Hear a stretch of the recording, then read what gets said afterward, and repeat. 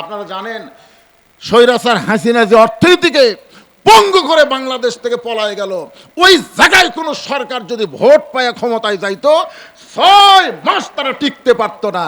আন্তর্জাতিক চাপে মানুষের ভিতরে এমন একটা বিদ্রোহ জ্বলে উঠতো, 6 মাসের মধ্যে তাকে পদত্যাগ করা লাগতো। জোরে করে কথা, ঠিক কথা বলেন? বুঝবার পারতেছেন না? আজকে যারা তাড়াতাড়ি ক্ষমতা নেওয়ার চিন্তা করতেছেন, ভাই বুঝবার পারতেছেন না যে দেশটা কোন জায়গাতে রেখে গেছে। তলাবিহীন ঝুড়ি বানায় রাখছে। জোরে কর কথা, ঠিক কিনা? ইউনূসের ক্ষমতার লোভ নাই। অনেকে মনে করতেছে ইউনূস হয়তো ক্ষমতার লোভে আছে, না। ইউনূস চাচ্ছে দেশটাকে একটা সুন্দরভাবে গোছায় দিয়ে একটা ভোটার সরকারের হাতে দিয়ে দিবে, একটা নিরপেক্ষ ভোট হবে, এরকম একটা অবস্থায় দিবে। খালি বলে তাড়াতাড়ি। তাড়াতাড়ি কেমন হবে দেখেন, প্রত্যেকটা কাজ হচ্ছে কি হচ্ছে না। ভারত যে পেঁচাল শুরু করছিল, এখন সে পেঁচাল আছে? কথা কর না। আমরা তো প্রতিদিন খবর দেখি, প্রতিদিন তো ফেসবুকে খবর দেখি যে ভারতের মুখ বন্ধ করলো কে? বিএনপি। তারপর অন্য দল তো ভারতের সাথে লিয়াজু করে ক্ষমতা চাচ্ছে, আর ইউনূস করছে ভারত মুক্ত বাংলাদেশ গড়াতে হবে। যেই ভারত বলল আমরা পেঁয়াজ বন্ধ করে দিলে রমজান মাসে 1000 টাকা কেজি পেঁয়াজ খাওয়া লাগবে। আপনারা বলেন তো, এত 10 বছর ভারত থেকে পেঁয়াজ পেয়ে রমজানে আমরা 200 করে খাচ্ছি। জোরে কোন কথা, ঠিক কিনা? এবার শালা ভারত বন্ধ করে দিছে, পেঁয়াজের দাম কত? হ্যাঁ, মুসলমান কোন ভারতের দিকে তাকাবে না, মুসলমান আমেরিকার দিকে তাকাবে না। ওমা মিন দাব্বাতিন ফিল আরদি ইল্লা আলাল্লাহি রিজকুহা। আল্লাহ আমাদের রিজিকের ব্যবস্থা করবে। জোরে কোন কথা, ঠিক কি না? কি মহিলা আরো বেশি, কি বিপদ হয়ে গেছে। আমি তো মহিলাদের এখনো কোনো ওয়াজই শুরু করিনি। মহিলাদের ওয়াজ করবো তো অবশ্যই, কারণ মায়েরা জানে যে এমন একটা বক্তা, এই বক্তা খালি এক পক্ষে ওয়াজ করে না, সব পক্ষেরই থাকে। আমার মা বোনদের জন্য ওয়াজ আছে না নাই? যেরকম আছে না নাই? আরে আপনাদের এলাকায়, আমার এলাকায় যখন ওই যে মুয়াজ্জিন শেষ রাত্রে ভাত আন্দার জন্য ডাকে না, আপনাদের এলাকায় ডাকে নাকি? আমার এলাকায় ডাকে। মা বোনেরা, এখন রাত এত। আমি একদিন মুয়াজ্জিনকে বললাম, কে ভাই তুমি সারা জীবন খালি মা বোনক ডাকো, বাপ ভাইরা এদেরকে ডাকো না কেন? তখন বলতে যে হুজুর, বাপ ভাইক ডাকা লাভ হই, তাই বাপ ভাইরা তো উঠবে না, মা বোনেরা উঠে সেহরি পাক করবে। আমার মা বোনেরা খুব কষ্ট করে সেহরি পাক করে, করে না? করার পরে যখন সময় হয়ে গেছে, তখন স্বামী যখন ডাক দেয়, কে গো সময় শেষ হয়ে যাচ্ছে, এখন উঠে খাওয়া দাওয়া করেন, তখন স্বামীরা খুব খুশি হয়। কোন স্বামীরা খুব খুশি? এমন একটা শরীর সারা মারে, এইরকম করে মারে, বউ যদি কাছে থেকে লাখ ফেটে দেবি। ধরে কোন কথা, ঠিক কি না? আমার সেই মা বোনেরা এত কষ্ট করে সেহরি পাক করে, এত কষ্ট করে ইফতারি তৈরি করে আমাদের সামনে দেয়। সে মা বোনদের জন্য ওয়াজ আছে না নাই? অবশ্যই করবো। মা আপনি একটু ধৈর্য নিয়ে বসেন। আলহামদুলিল্লাহ, আমি এই তাকওয়ার উপরে কিছু কথা বলি, আমার মা বোনদের দিকে চলে যাবো ইনশাআল্লাহ। কি বলতেছিলাম? পানি নাই, যে জমির পানি নাই ওটা হলো ওই নামাজি। দেখে আমার জমির পানি নাই, উপরে এত পানি। এখন পানি কাটা দিবে, কাটা দেওয়ার আগে চারিদিকে দেখতেছে, এরকম করে চারিদিকে দেখতেছে, দেখে কেউ নাই। আস্তে করে বসা বিসমিল্লাহ কয়ে পানি কাটছে। কি কয়ে কাটছে? বাংলাদেশে এমন কিছু দলের লোক আছে, এরা বিসমিল্লাহ কয়ে কাম সারে। জোরে কোন কথা, ঠিক কি না? এই বিসমিল্লাহ কয়ে জমির আল কাটছে। আল কাটা ওই পানি দিয়ে হাত ধোছে, ধুয়ে আবার উপর দাঁড়ায় চারিদিকে তাকায় বলতেছে আলহামদুলিল্লাহ, কেউ দেখেনি। লোকটা কিন্তু আসরের নামাজ পড়েছে। ওই লোকটাই রমজান মাসে সামান্য উজু করতে সামান্য পানি গলার মধ্যে গেছে কিনা, ওই লোকটাই যাই জমির আল কাটলো, ওই লোকটাই রোজা আছে। সামান্য কুলি করতে গিয়ে সামান্য পানি ভিতরে গেছে কিনা, ও খালি ওয়াক ওয়াক ওয়াক ওয়াক করতেছে। কে রে ভাই, কি হয়েছে? বলে হুজুর, মনে হচ্ছে সামান্য পানি হয়তো। তাহলে ওর গলার মধ্যে পানি ঢুকছে, এটা কে দেখছে? কথা কর না কেন, কে দেখছে?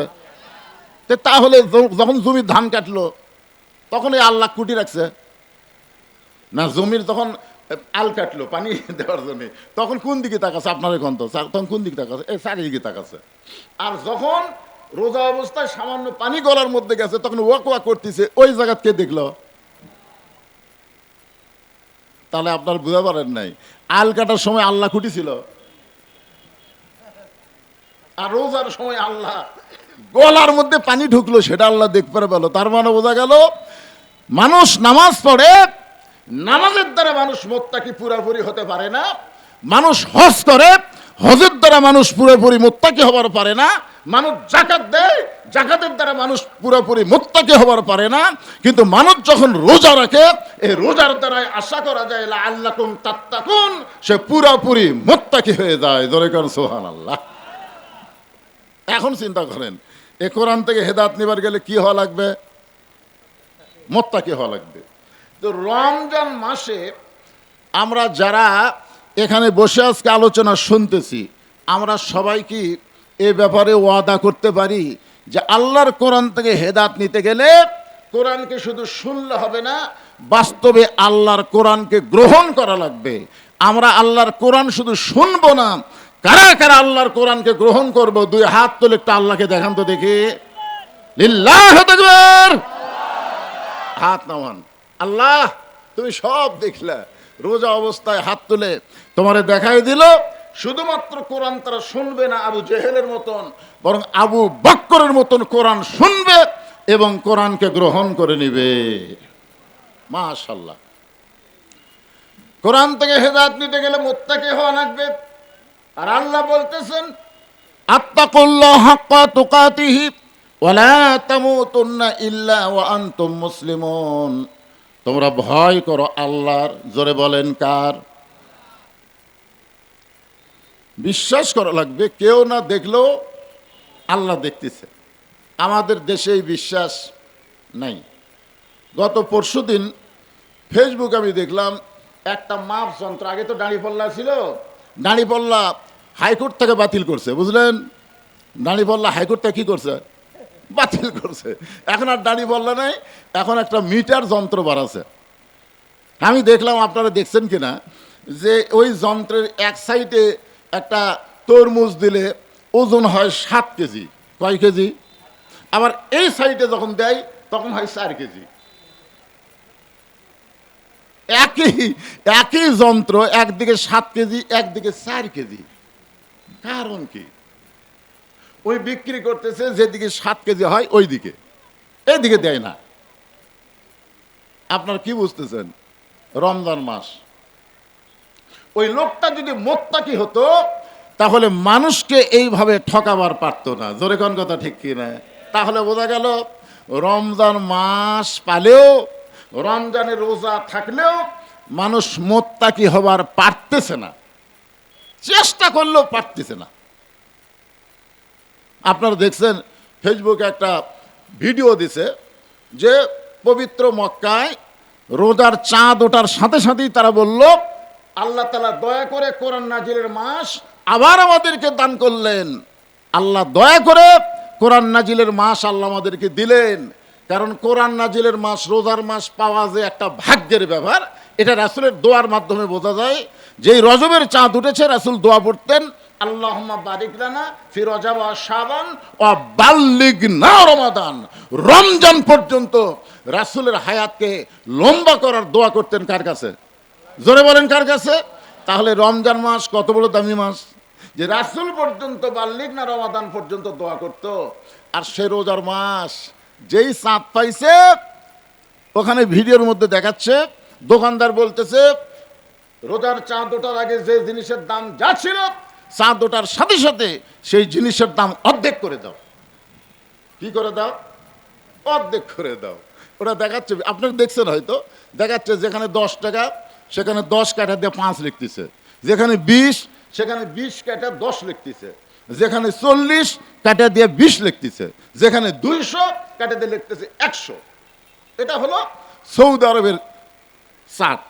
আর আমাদের বাংলাদেশে আর একটা চার্ট দেখালো ওই ভিডিওতে, যে রোজার চাঁদ উঠছে দোকানদার বলতেছে রমজানের চাঁদ ওঠার সঙ্গে সঙ্গে প্রত্যেকটা জিনিসের দাম ডাবল করে দাও।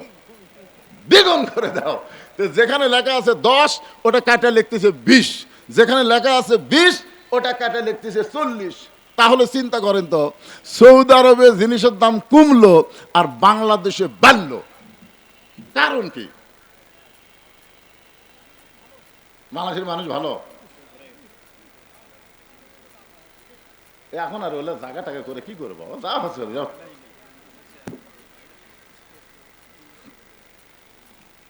মানে এই ছেলেরা যতটুকু জায়গা করছে তার দ্বিগুণ হচ্ছে মানুষ। যে সৌদি আরবে জিনিসপত্রের দাম কমে গেল আর বাংলাদেশে বেড়ে গেল। আপনার বলেন তো, সৌদি আরবের মুসলমান, বাংলাদেশের মুসলমান, তারাও মুসলমান, আমরাও মুসলমান, কিন্তু তারা মোত্তাকি হলো, কিন্তু আমরা মোত্তাকি হওয়ার পারলাম না। এখান থেকে বোঝা গেল মোত্তাকি হতে গেলে, আল্লাহর ভয় কলিজার মধ্যে সব সময় রাখতে গেলে ওয়াজ দেওয়া হবে না। যে কোরআন নাজিলের মাস পাইছি, এই কোরআনকে নিয়ে আমাদের কোরআন বিজয়ের আন্দোলন করা লাগবে, জোরে কোন ঠিক কি না? কারণ সৌদি আরবে আইন চলতেছে কার? জোরে বলেন কোন? পুরাপুরি না চললেও কিছুটা যে আল্লাহর কোরআনে আইন চলতেছে, এই ব্যাপারে